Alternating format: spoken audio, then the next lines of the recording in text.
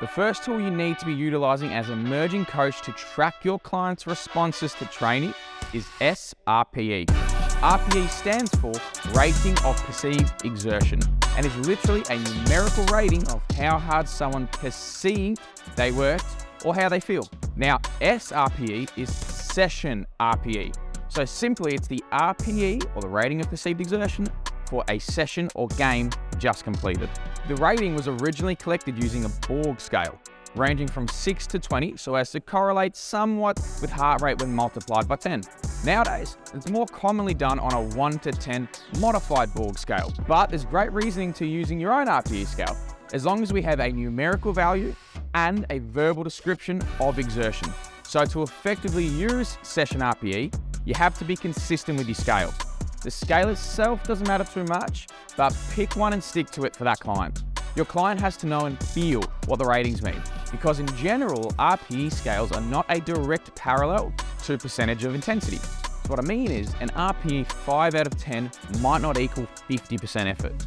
If RPE 10 is your max, they have to have done a true maximal effort to understand the weight behind giving that rating and have a sort of anchor point for the scale. And lastly, you need to be, as best as practically possible, getting your sRPE scores within half an hour of training so as to avoid any biases in recall. And it's often the case that people who might present as a little bit softer will overscore their efforts, and the hard nut gym bro will tend to underscore themselves. So how do you do this, and what do you do with the data once you've got it?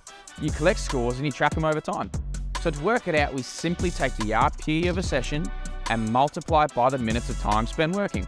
So a 60-minute session our client scored an RPE 7 would then equal 420, or 420 arbitrary units. Consistently collect these scores and track them with a simple spreadsheet like this. Then you can plot that data with a graph and look for any spikes or just anything out of the ordinary, like an abnormally high or low score. Or you can go a step further and include something like an acute to chronic ratio to flag these readings for you.